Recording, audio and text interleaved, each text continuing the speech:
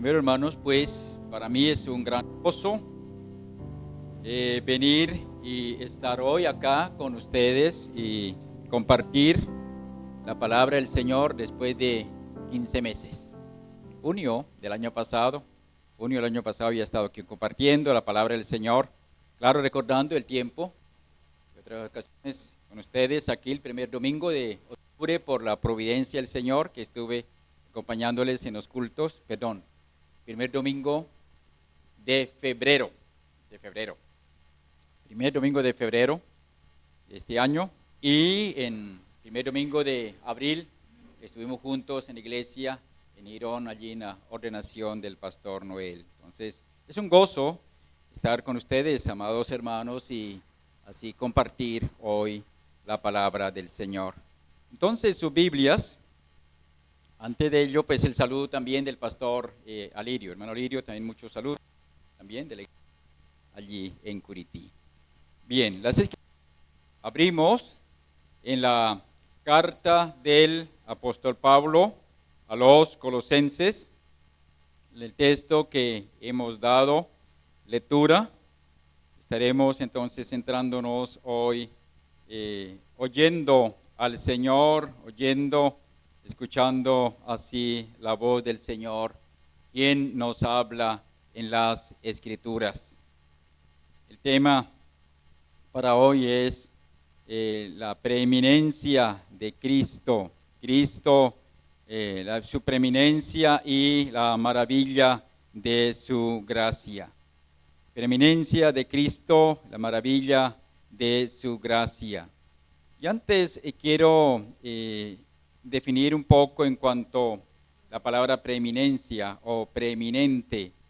Quiere decir superior, más elevado por la situación, la dignidad o el mérito. Nuestro tema es Cristo.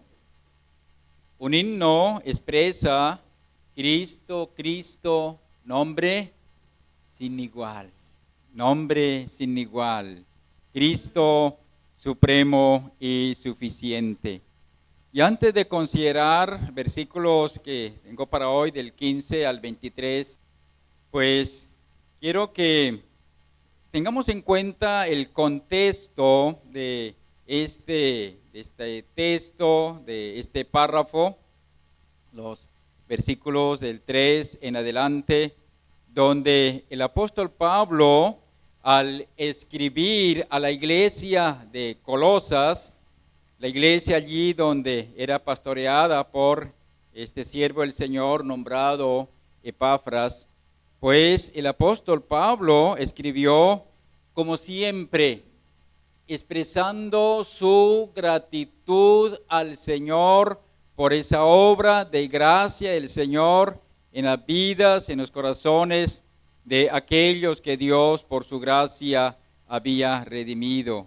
Acción de gracias al Señor por esa obra de Dios en los creyentes, obra de gracia, nada más ni nada menos, solo con el Evangelio de gracia del Señor, el Evangelio, las buenas nuevas del Señor Jesucristo.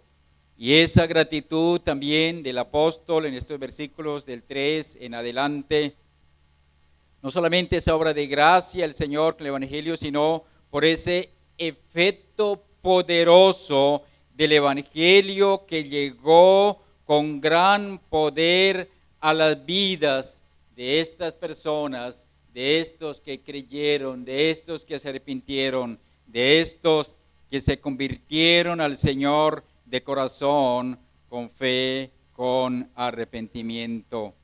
De ahí que también versículos 9 al 14 el apóstol expresa una oración como ya lo vimos, lo leímos, y el apóstol decía: no cesamos de orar por vosotros y de pedir que seáis llenos del conocimiento de su voluntad en toda sabiduría e inteligencia espiritual.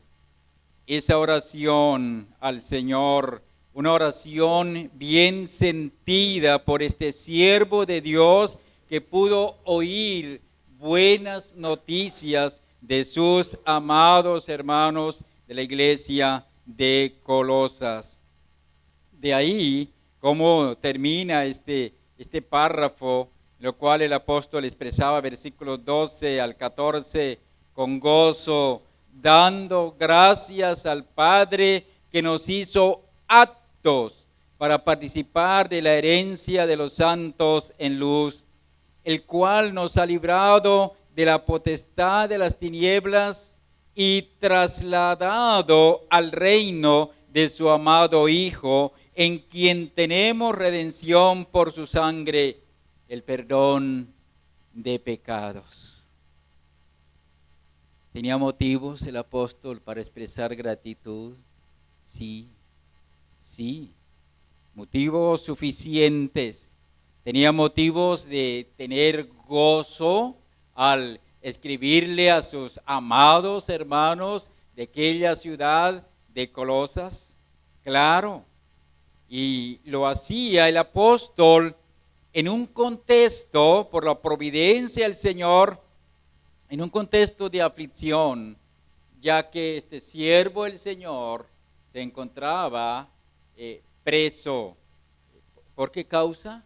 Pues por predicar a Cristo, por predicar el Evangelio, por predicar de aquel que dijo: yo no quiero saber otra cosa entre vosotros, sino a Cristo y a este crucificado.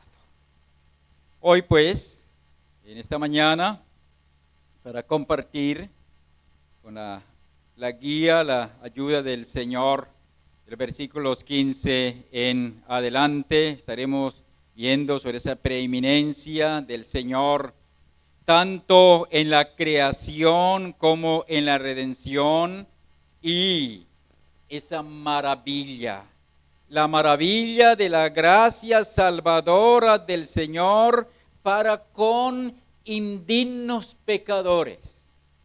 No podemos olvidar nunca, debemos siempre tener presente, como un gran siervo el Señor decía: mira, si a mí me llega al final de la existencia, llego a tener problemas de Alzheimer, Señor, que no olvide, nunca olvide dos cosas importantes: que soy un gran pecador y tú eres mi gran Salvador.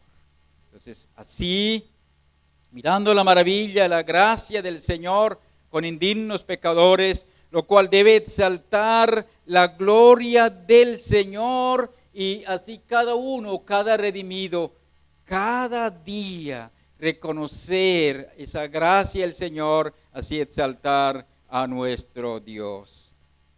Cristo preeminente, la maravilla de su gracia.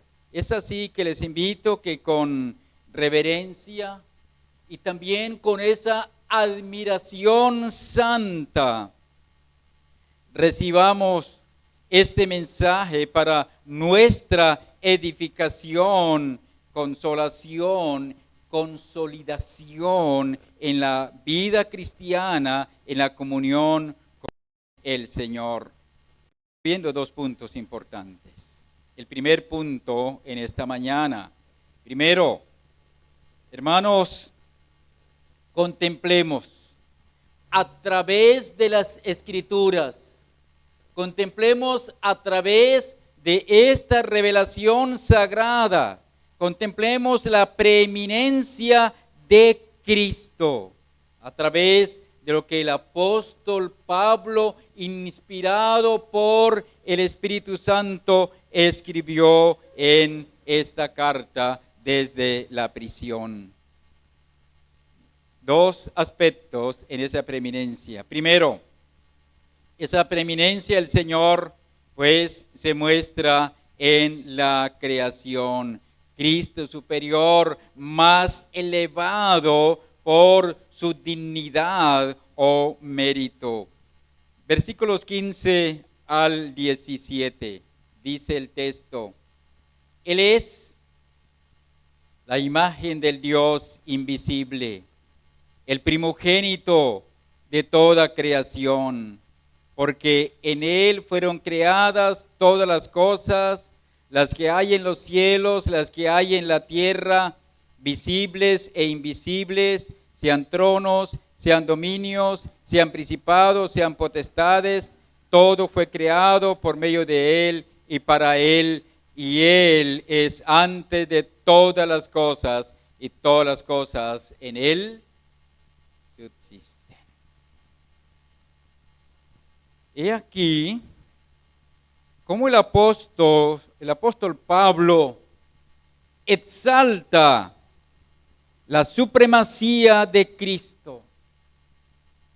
Y él habla aquí en el versículo 15 que Él es Dios, Cristo es Dios, como bien lo vimos en la enseñanza de la primera hora con el pastor, el hermano José Camilo.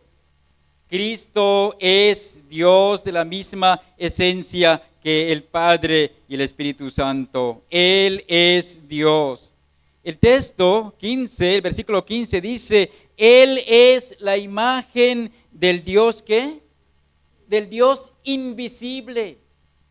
Él, Cristo, de quien dice que nos libró o nos sacó, libró esa potestad de las tinieblas, que Él obró redención a nuestro favor y que por Él o por su sangre tenemos el perdón de pecados. El apóstol expresa, Él es Dios, la imagen del Dios invisible.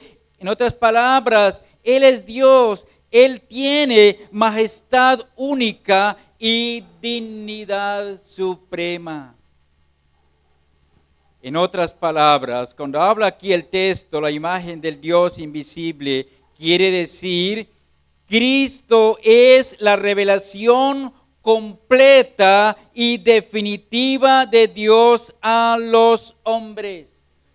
Él es el Emmanuel, Dios con nosotros. No es una parte de su revelación, es la revelación completa de Dios. El Dios invisible, Él se hizo carne.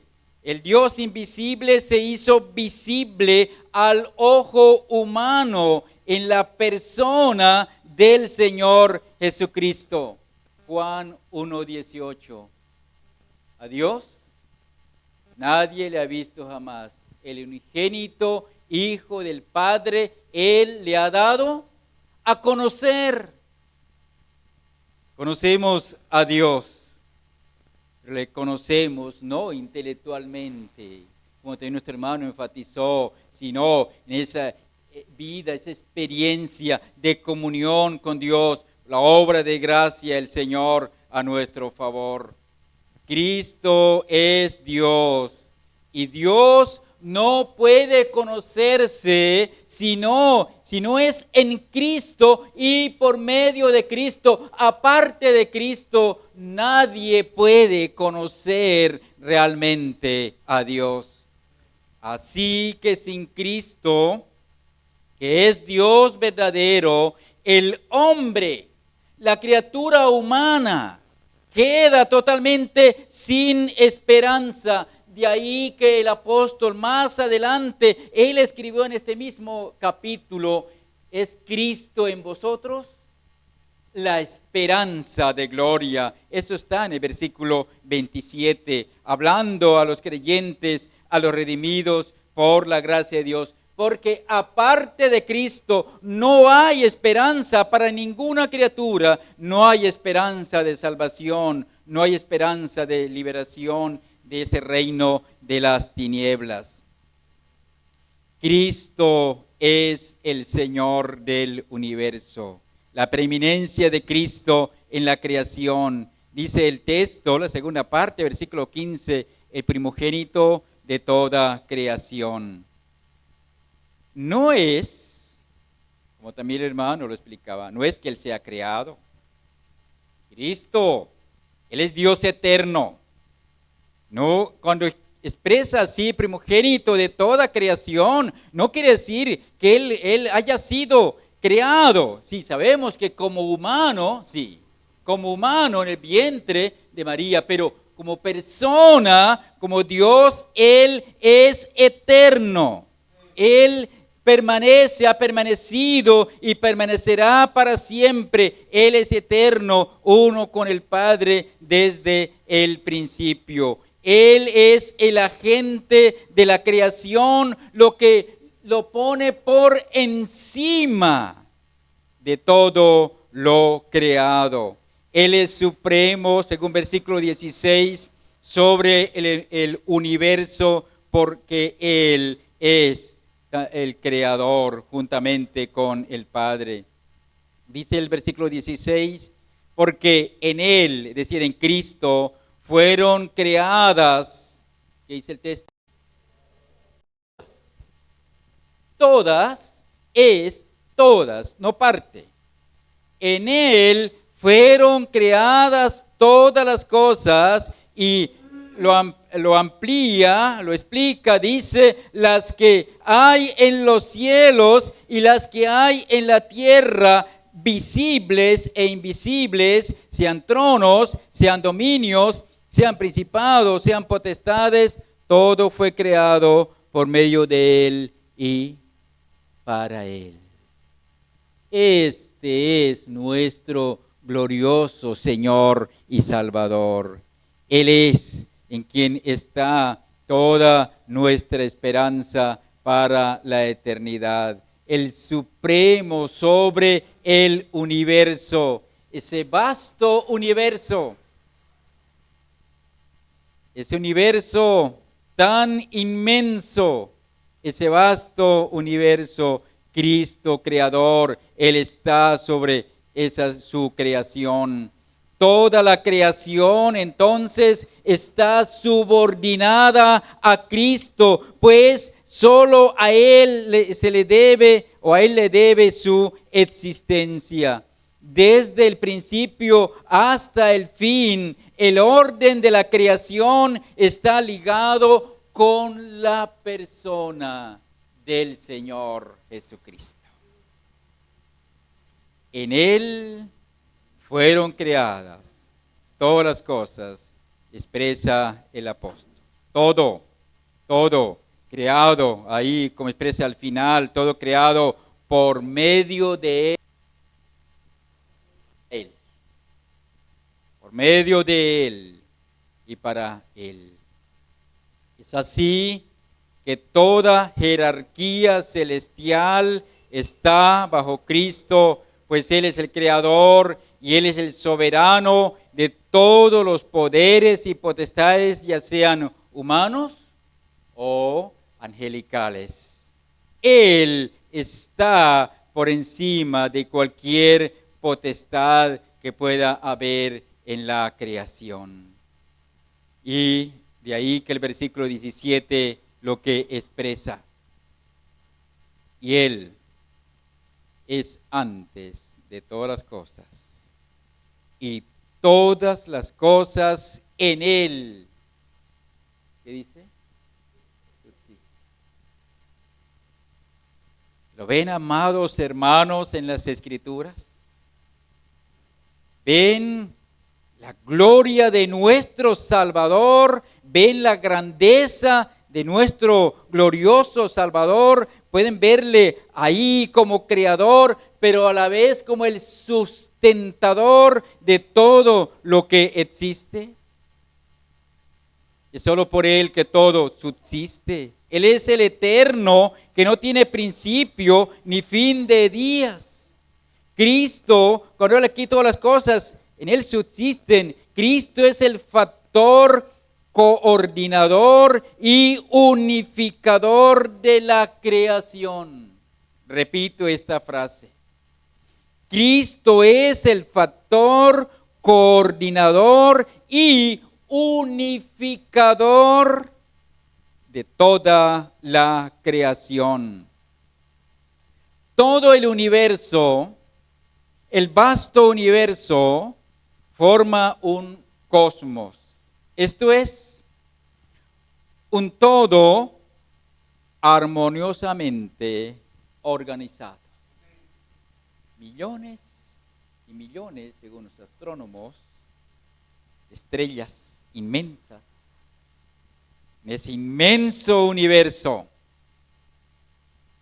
y girando en sus órbitas y no se salen de sus órbitas. Todo creado por el Señor, todo controlado por el Señor, todo va armoniosamente ahí, la creación, mostrando la gloria del Señor. Hermanos, la visión del universo, del vasto universo, el cual fue creado, no es como enseña la teoría o hipótesis de la evolución, una explosión. Eso es un absurdo. ¿En qué mente razonable puede caber eso? La nada crear nada, la nada crear algo, ¿no? Que habla de la explosión y se formó el vasto universo. Eso es ridículo. Pero esta verdad es creíble, la creación por el Señor y esa creación gobernada, controlada por el Señor, todo gobernado por Cristo, y esa creación al mirar, al contemplar, es atractivo, es majestuoso, y lo cual entonces trae consuelo, trae seguridad para el piadoso, para el creyente, porque sabemos que hay un creador, hay un sustentador, hay un gobernador de todo, y este es nada más ni nada menos que nuestro glorioso Salvador, en quien tenemos la esperanza de verle, de estar con él en gloria. Y al contemplar entonces la preeminencia del Señor en la creación, nos debe llevar al libro de los Salmos, que expresan: los cielos cuentan la gloria de Dios y el firmamento anuncia ¿qué? La obra de sus manos. El Cristo glorioso, el creador, sustentador, preservador de todo lo que existe. Pero miremos ahora versículo 18 en adelante. La preeminencia del Señor se muestra no solo en la obra de la creación, sino en lo grandioso, en la obra de redención. La obra de redención de nuestras almas. Hermanos, descansamos el domingo, dedicamos el domingo, que es primer día de la semana, recordando que he hecho la resurrección del Señor, ¿cierto? Recordando el sello de la redención. Los israelitas, el pueblo del Señor, la antigüedad, ellos guardaban el sábado, el séptimo día después de los 6 días de la creación, el séptimo día que el Señor expresa, descansó de toda su obra y así mandó guardar el día. El pueblo del Señor guardaba el séptimo día recordando la creación. Recordando la creación, 6 días de creación, séptimo día de descanso, recordando la creación.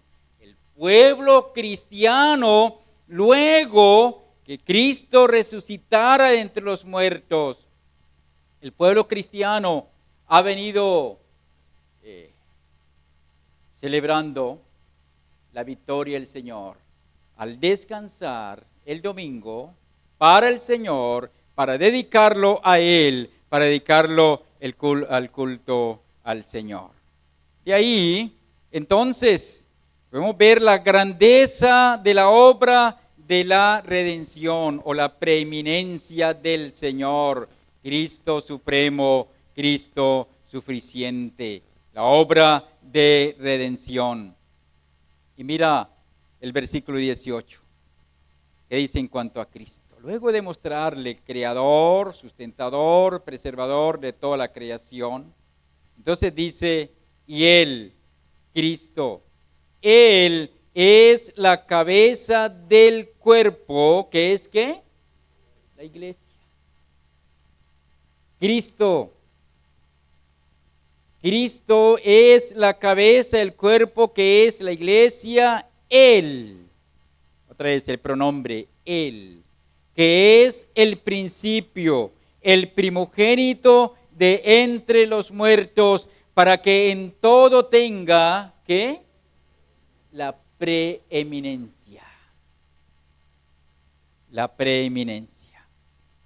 Resalta aquí el hecho de que Cristo es cabeza de la iglesia. Y como cabeza tiene toda la autoridad sobre la iglesia. La autoridad no está en ningún líder. Como bien hemos aprendido, como bien sabemos por las Escrituras, la autoridad de la iglesia o sobre la iglesia no está de parte de algún líder humano. No. Tampoco la iglesia tiene como cabeza, autoridad, algún sínodo en el cual de líderes se hayan reunido, en fin, estos sínodos que hacían la iglesia en la antigüedad para definir las diferentes doctrinas en esos estudios bíblicos de largo tiempo, en fin. No, en ello no está la autoridad. La autoridad está en Cristo como cabeza de la iglesia, como muestra aquí el texto. Él es la cabeza del cuerpo, que es la iglesia. Solo Cristo, solo Él tiene la autoridad sobre la iglesia, pues la iglesia le pertenece por derecho propio. Celebramos primer día de cada semana la victoria del Señor, su sello de redención con la resurrección. Él tiene autoridad sobre la iglesia porque Él y solo Él la compró a precio de su preciosa sangre. Cantábamos también de ese himno precioso, por la sangre de Cristo hemos sido redimidos. Él nos compró a ese altísimo precio. La iglesia del Señor le debe estar entonces sujeta a Él. Como aplicación, podemos tener en cuenta que la iglesia, si Cristo es la cabeza, Él es la autoridad sobre la iglesia entonces, la iglesia del Señor, la iglesia redimida, le debe estar sujeta a Él y solo a Él y en forma gustosa, con buen gusto, en forma gustosa, gustosamente. Es a Cristo que le debemos obediencia y lealtad en todo tiempo y en todo lugar, y aún en circunstancias adversas y difíciles, que aunque no entendamos por qué el Señor en sus providencias permite situaciones para unos más duras que para otros dentro de su pueblo y su iglesia, pero todo bajo el control de Él. Y aún como Job expresara en ese contexto, por la providencia del Señor, del gran sufrimiento que tuvo, dice, es que aunque Él me matare, ¿en el qué? Esperaré. Por ello Job pudo expresar cuando perdió todo, perdió a sus hijos. Él en esa situación, por la providencia que el Señor así permitió al enemigo que le causara semejante daño, ¿qué dijo? Pues Dios, Él dio, Él quitó, sea el nombre de Dios bendito. A Cristo le debemos obediencia y lealtad. Él es nuestra cabeza, Él que tiene autoridad, el dueño de la iglesia. Entonces, a Él le debemos esa obediencia y lealtad. Y debemos humillarnos ante Él y reconocer que le fallamos y a veces no atrevemos a reclamarle. ¿Por qué, Señor? Cuando debemos decir, ¿para qué, Señor? ¿Qué propósito tiene en las providencias soberanas de aflicción o de sufrimiento? Él es cabeza de la iglesia. A Él debemos estar sujetos. Mira, versículos 19 y 20. El apóstol Pablo, inspirado por el Espíritu de Dios, expresó luego, por cuanto agradó al Padre que en Él, ¿habla de quién? Él, pronombre Él, Cristo, en Cristo habitase, ¿qué? Toda la plenitud. Él es Dios. Versículo 9 del capítulo 2. Mire, porque en Él, en Cristo, 2:9. Mire el texto paralelo a este versículo 19, 2:9. Porque en Él, en Cristo, habita corporalmente, que toda la plenitud de la deidad. Él es Dios. Resalta ese hecho grandioso luego con el versículo 20, y por medio de Él, de Cristo, reconciliar consigo todas las cosas, así las que están en la tierra como las que están en los cielos, haciendo la paz mediante la sangre de su cruz. Glorioso Cristo, glorioso Salvador, la preeminencia en la obra de redención, porque Él y solo Él logró la reconciliación de Dios con los pecadores. El Dios airado con los pecadores por el pecado, Cristo con su obra, con su muerte en la cruz, logró esa reconciliación. Él lo logró porque nos dice el texto, Él es Dios y como lo fue prometido, el Emmanuel, Dios con nosotros, y Él pudo así hacer ese sacrificio perfecto, ese sacrificio libre de mancha de pecado. Él es Dios verdaderamente manifestado en carne. El mismo apóstol Juan también escribió, siendo inspirado por el Espíritu Santo, aquel verbo, Cristo, fue hecho carne y habitó entre nosotros y vimos su gloria. Vimos su gloria como el unigénito del Padre, lleno de gracia y de verdad. A Él le servimos. La iglesia, servimos a Cristo. A Él le adoramos. A Él le seguimos. A Él le obedecemos.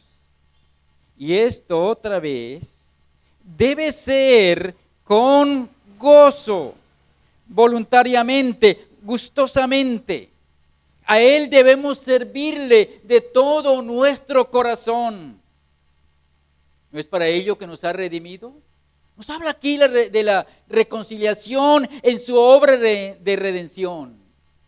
Sí, para que disfrutemos de esa gracia, de esa misericordia del Señor, disfrutemos de su perdón. Pero al disfrutar de su perdón, usted y yo estemos cada día sirviéndole de corazón, como Dios demandaba de Israel cuando lo sacó de Egipto, de la esclavitud de Egipto. Dios le dice, yo les saco a ustedes para que me sirvan. A Cristo debemos servirle. A Él debemos adorarle de todo nuestro corazón, de expresar cual Tomás cuando el Señor le dice, mire mis manos, mire mi costado. Y Tomás que dijo, Señor mío y Dios mío. Así debe ser. Caer postrados ante el Señor y adorarle de corazón cada día. A Él seguirle. Sí, si Él obró reconciliación, la cual nadie ha podido hacer, aparte de Cristo, nadie lo podrá hacer. Y si Él obró esa reconciliación del pecador con Dios, entonces nuestro deber es cada día seguirle. A la vez de servirle, de orarle, seguirle. ¿Qué dijo Él? Todo aquel que quiere seguirme o venir en pos de mí, ¿qué debe hacer? Y tome su cruz cada día y sígame, seguirle. Cada día preguntarnos, ¿estoy sirviendo a Cristo? ¿Le estoy adorando como Él demanda y como Él debe ser adorado en espíritu y en verdad? ¿Le estoy siguiendo a Él, aunque Él me aflija acá? ¿Le estoy siguiendo por lo que Él es? ¿Le estoy obedeciendo? Pero hay algo más, no solamente esto, sino también la esperanza en Él. ¿Le esperamos? ¿Estamos esperando con esa expectativa? Porque Él expresó que en la casa del Padre hay moradas y que mientras tanto debemos acá, mientras llegue ese día, estar ocupándonos en lo de Él, en sus asuntos. Le esperamos también con gran expectativa. Cristo en vosotros, la esperanza de gloria. Versículo 27 de este mismo capítulo. Nadie más que un Salvador divino podía reconciliar al mundo con Dios. Por medio de Él, reconciliar consigo todas las cosas, así las que están en la tierra como las que están en los cielos, haciendo esto sí es lo que nuestro país necesita, ¿cierto? Mire el texto, nos dice, haciendo la paz, pero mediante la sangre de su cruz, no con conversaciones de paz, no con conversaciones que cada cual buscando por su lado sacar ventaja, no. Cristo sí hizo la paz con Dios, pero ¿a qué costo? ¿A qué costo? Cristo preeminente en la obra de la reconciliación. Nadie más que un Salvador divino podía reconciliar al mundo o al pecador con Dios. Fue de Dios la iniciativa de buscar al pecador y hacer u obrar esa reconciliación. Cuán grande, hermanos, e inigualable es la obra de redención lograda con Cristo. Solo Cristo, Él sí logró completa reconciliación, no para todo el mundo,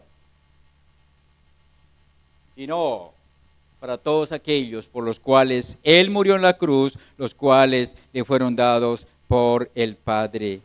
Esta reconciliación significó la eliminación de todo el aislamiento y barreras existentes entre Dios y los hombres. Por ejemplo, Isaías 59, mire lo que nos dice. Vamos un momentico a Isaías 59. Isaías 59, Dios a través de su profeta expresó al pueblo. Mire esa barrera, mire ese obstáculo. Dice versículo 2, Isaías 59, 2, pero vuestras iniquidades han hecho división entre vosotros y vuestro Dios, y vuestros pecados han hecho ocultar de vosotros su rostro. ¿Para qué? Pero no oí. Mire la barrera, infranqueable. El pecador por sí mismo no ha podido vencer, quitar esa barrera. El problema del pecado, esa división entre la criatura y el Creador. El pecado ha hecho ocultar, no dice el texto en Isaías, ocultar el rostro del Señor de sus criaturas. Pero Cristo sí logró, Él logró traer esa barrera. Por eso habla el texto muy claramente. Hizo la paz mediante la sangre de su cruz. Cristo, de ahí que también expresa las palabras de Él como príncipe de paz. Mi paz os dejo, mi paz os doy, yo no la doy como el mundo la da. El mundo ofrece paz, pero no la puede dar. ¿Cómo puede dar paz un pecador que está enemistado con Dios? No, no puede. No, solo el Señor. Él nos ha reconciliado. Esa paz verdadera. El énfasis está en el método de la reconciliación que se expresa así en estas palabras, haciendo la paz mediante la sangre de su cruz. La obra sacrificial de Cristo. Hermanos, cuán efectiva fue esa obra del Señor en la cruz, esa pasión, su sufrimiento en lugar de pecadores. Efectiva. No fue en vano, no fue en vano.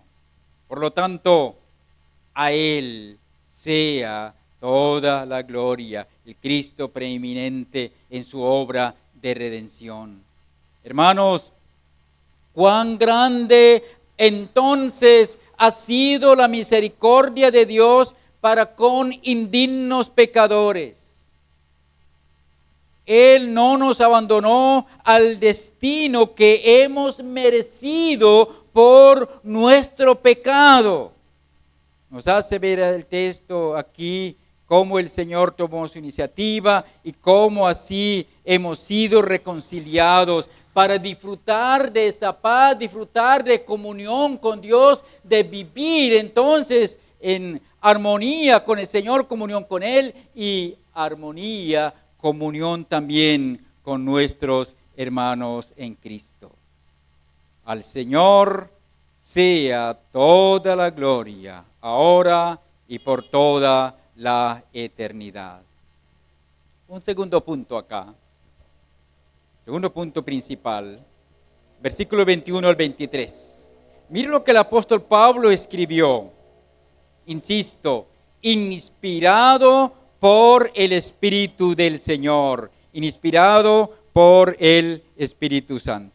Versículos 21 en adelante. Y ahí veremos tres cosas importantes. Aquí lo segundo es que el apóstol hace resaltar la gracia de Dios para con tan indignos pecadores, teniendo en cuenta el pasado, teniendo en cuenta el presente y teniendo en cuenta el futuro. Pasado, presente, futuro. Mire el versículo 21 lo que nos dice. Y a vosotros también, que erais en otro tiempo, hablando del tiempo pasado, que erais en otro tiempo extraños y enemigos en vuestra mente, haciendo malas obras, ahora os ha reconciliado. Miremos esta parte, lo que nos habla en cuanto al tiempo pasado. Antes de ser redimidos por el Señor. Cuando andábamos sin esperanza, como vas a ver el texto, en el Señor. El tiempo pasado nos lleva a que consideremos qué del tiempo pasado, la condición sin Cristo en el pasado. Luego de haber hablado de esa gran obra de reconciliación por la obra del Señor en la cruz, entonces el apóstol quiere llevar o buscó llevar a los creyentes, mire, pero hay que tener en cuenta qué era en el pasado, qué éramos. ¿Éramos qué? ¿Qué dice el texto? Extraños y enemigos en vuestra mente. Extraños para con el Señor, enemigos para con Él. Extraños de Dios, enemigos también del Señor. Extraños delante de Dios. Dice aquí, entonces, ese hecho de estar alejados o apartados de Dios. Extraños. ¿Se le brinda confianza a un extraño que se acerca a nosotros? ¿Quién le da confianza a un extraño? Alguien que llega como extraño y llega a tocar o a timbrar la puerta. ¿Se le abre la puerta de par en par?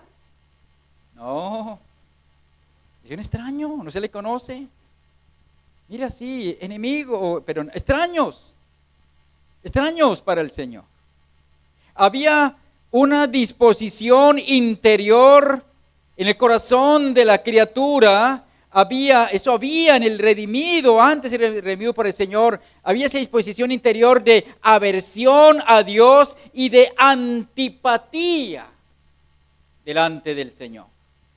No querer oír la voz del Señor. Extraños. En los pensamientos no había lugar para Dios. Extraños y enemigos en vuestra mente. Los pensamientos no había lugar para el Dios verdadero, el Dios revelado en las Escrituras. Cuando el hombre es un extraño delante de Dios, ¿qué es lo que encuentra en este mundo? Solo encuentra desilusión, frustración, amargura y ruina. Cuando el hombre es extraño así a la gracia, a la misericordia del Señor, todo lo que el mundo le ofrece, puede que aparentemente el hombre pueda mostrar cierta felicidad, cierto placer, pero es una persona desilusionada, frustrada, amargada, arruinada, porque eso es lo que deja el pecado, ruina total. Dice también el texto que éramos enemigos de Dios, enemigos en vuestra mente. Sí, enemigos. ¿A un enemigo se le da confianza? No, tampoco. No, el enemigo es enemigo. El enemigo se mantiene, como se dice, a raya o a distancia. Enemigos de Dios, hostiles hacia Dios, suprimiendo su verdad y según lo que el apóstol Pablo expresa en Romanos 1, suprimiendo esa verdad, cambiando la verdad por la mentira, honrando las escrituras antes que honrar al Creador. Enemigos de Dios, enemigos en la mente. Esa disposición de la mente en contra del Señor. Lo que había, al pensar así, lo del pasado, lo que había era una oposición voluntaria y a la vez un desafío temerario ante el Señor. Lo que la criatura humana, sin Dios, piensa, también su forma de actuar. Es como cuando el Señor dijo allí en aquella enseñanza, aquella parábola, lo cual expresaron, no queremos que éste reine sobre nosotros. Enemigos, aborreciendo al Señor. Enemigos, los pensamientos de rebeldía y de agresividad. Eso es la criatura humana sin el Señor, sin haber sido reconciliado con Dios.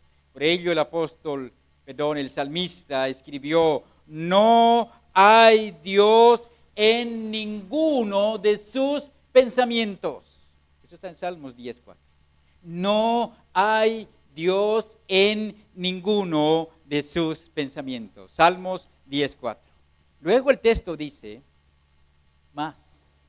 No solamente extraños, enemigos, sino dice haciendo malas obras. Haciendo malas obras. Entregados al mal. Aún haciendo el bien relativo, es decir, obras que para los hombres buenas, digamos, una persona generosa, sin temor de Dios, una persona que se compadece de los necesitados, buenas obras de forma relativa, porque buenas para con los hombres, pero para con Dios no, porque ¿qué es lo que Dios dice? Esas buenas obras son que para Él, como trapo de inmundicia. Bueno, para los hombres, y claro, la Escritura debe ocuparse en hacer bien, claro. Pero el problema es que esas obras, mujeres y hombres lo hacen buscando gloria para sí mismos. Y lo hacen no para agradar al Señor, sino para agradarse a sí mismo, recibir honra de los demás. Haciendo malas obras en completa oposición a Dios, y las cuales, pues, ofensa para Dios porque no le llevan gloria a su santo nombre. La vida nos deja entender ahí que la vida sin la obra de gracia del Señor es de continuo solamente el mal. ¿No dice lo que dice Génesis? Antes del diluvio, Dios miró desde los cielos, miró, ¿y qué dice? Mire, ellos, su vida,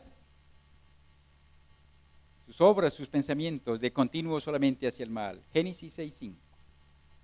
Y Romanos, no lo leeremos, es un texto un poquito extenso, pero Romanos 3:9-18, pues nos hace ver eso, de esa condición de la criatura sin el Señor.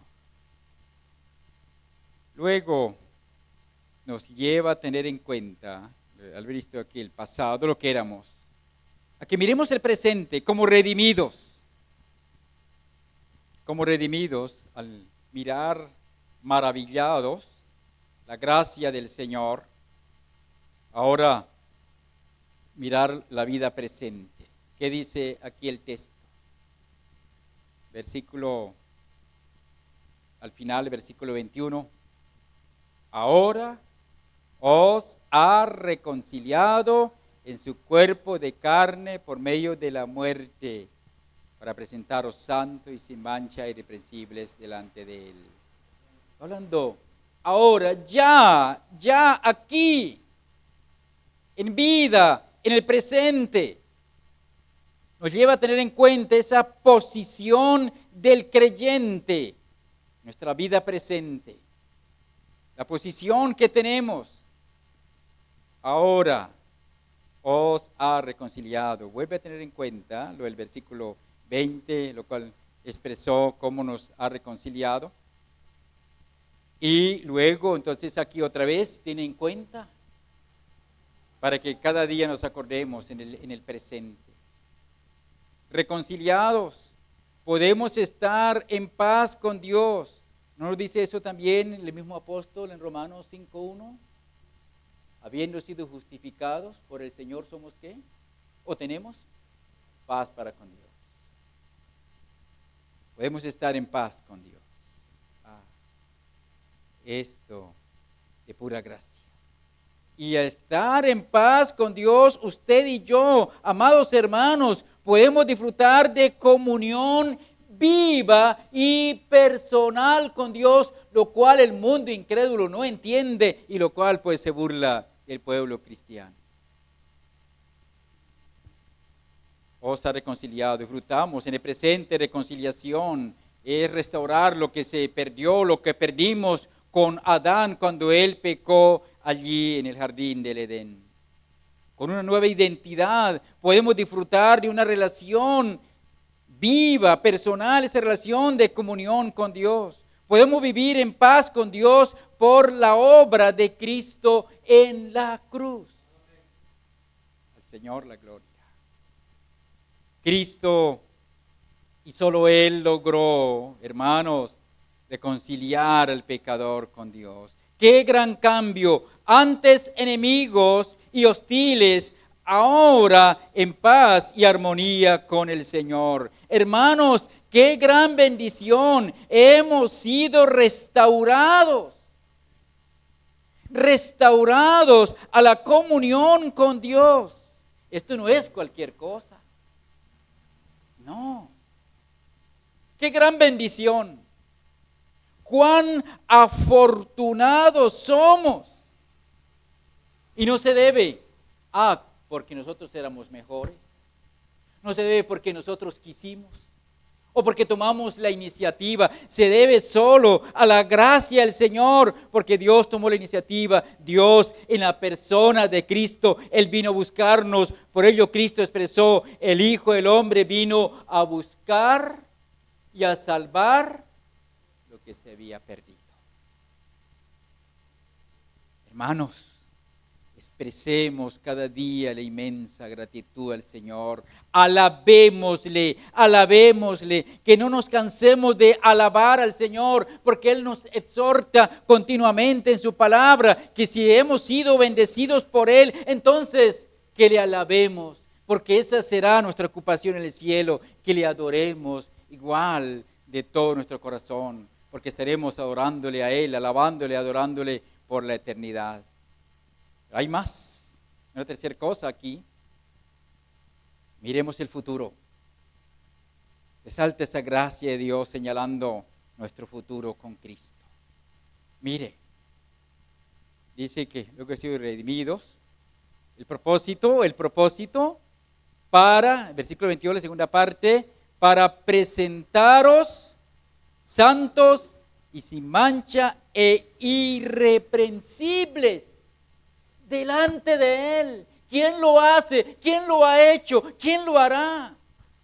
Solo Cristo, solo nuestro glorioso Salvador. La eficacia de su muerte en la cruz, de su sangre vertida, derramada a favor del pecador. Dice el texto, para presentar al creyente santo. Sí, el Señor en su palabra dice que somos santos, es decir, apartados por Él y para Él. Sí, ya santos, en posición delante del Señor, pero finalmente seremos santos glorificados, sin mancha, eso es, limpios de todo pecado, y así entonces, en forma completa o perfecta para el servicio al Señor, como expresa en el Antiguo Testamento, cuando en los sacerdotes su ministerio, santidad a Jehová. Para presentar al creyente sin mancha, santo, y también presentarle sin mancha. Para presentarles a ustedes, creyentes, quería decir el apóstol. Para presentaros santos y sin mancha. El pecado ha manchado nuestro corazón. La mancha del pecado, dice el profeta Jeremías, que si el pecador busca lavarse con lejía, bueno, los que conocemos de la vida del campo sabemos que la lejía, ¿cierto? La ceniza que sale de la leña, en fin, y con ello en muchos casos para quitar manchas. Antiguamente pues era el quitamanchas, antiguos y más, cuando el profeta escribió, pues la vida rural, la vida de campo, eso era, quitar manchas, la lejía que se preparaba con la ceniza de la leña. Y hace ver entonces, el profeta dice, aunque te laves con lejía y amontones jabón sobre ti, la mancha de tu pecado permanecerá delante del Señor. Pero Cristo, su sangre preciosa, su sangre vertida en la cruz, Él nos ha limpiado, y Él dice aquí que nos va a presentar sin mancha. Sin mancha, mirando el futuro. Qué gran bendición. Para presentarnos ante el Padre sin mancha, libre de la contaminación y suciedad del pecado, libre de toda impureza moral. Y luego dice el texto, irreprensibles delante de Él. Irreprensibles. ¿Quién podrá acusarnos? Eso es. ¿Quién podrá acusarnos? ¿Quién nos podrá reprender? Irreprensibles, nada que reprender, nada que reprochar. Y todo esto porque Cristo obró eterna redención y porque nos hallamos en Cristo, porque somos cubiertos con su justicia. El Padre nos ve a través de Cristo y solo por Él, libres, así santos, así sin mancha, allí irreprensibles, delante de la presencia del Padre, en completa perfección. Qué gloriosa eternidad nos espera. Qué glorioso futuro. Hermanos y amigos, esto habla de realidades. Esto habla de realidades, lo que hemos visto, lo que nos muestra el texto, lo que el Evangelio señala, lo que el Evangelio explica. No son suposiciones, no son fantasías, no son especulaciones, no son vanidades, sino la verdad, realidades. Así como habla de la realidad de la creación, habla de esa realidad de la obra de la redención a favor de indignos pecadores. Esta realidad, pues, será tan perfecta cuando Cristo venga por segunda vez y Él lleve a la iglesia a la gloria celestial, a la gloria eterna. Mientras tanto, usted y yo aquí seguimos día tras día en ese proceso de santificación. Vamos en ese proceso. La Escritura nos dice que quien comenzó la buena obra, ¿qué hará? Hasta el día de Cristo. La perfeccionará. El Señor está con nosotros. Y ahí que concluye. Claro, estas realidades, ¿para quiénes? No es que sea en forma condicional, pero va mostrando quiénes podemos disfrutar de estas realidades. Versículo 23. Si en verdad permanecéis fundados y firmes en la fe y sin moveros de la esperanza del evangelio que habéis oído, el cual se predica en toda la creación que está debajo del cielo, del cual yo, Pablo, fui hecho ministro. Así que concluye este párrafo estableciendo o mostrando que esas realidades se van a ser tan evidentes, tan visibles en todo aquel que ha sido redimido, en que éste permanece o persevera en la fe, o como dice el texto, permanece fundado, firme en la fe y sin moverse de esa esperanza del evangelio que hemos oído. La firmeza en la fe será la evidencia de la realidad de la obra de gracia del Señor. Gracias al Señor por todos y cada uno que siguen perseverando, y la confianza, la esperanza de que todos perseveraremos hasta el final de nuestra jornada en este mundo. Dice el texto, sin moveros de la esperanza, sin movernos de esa esperanza bienaventurada, esa esperanza que el apóstol dice que no avergüenza, porque el amor de Dios ha sido derramado en nuestros corazones por su Espíritu que nos fue dado. Y ahí que la consumación de esa gran obra de redención tendrá lugar, sí, claro. La consumación de la gran obra de redención tendrá lugar después de batallas, de fracasos, aún de caídas, de lágrimas, de arrepentimiento. Pero aquel en quien está esa obra de gracia del Señor perseverará hasta el final.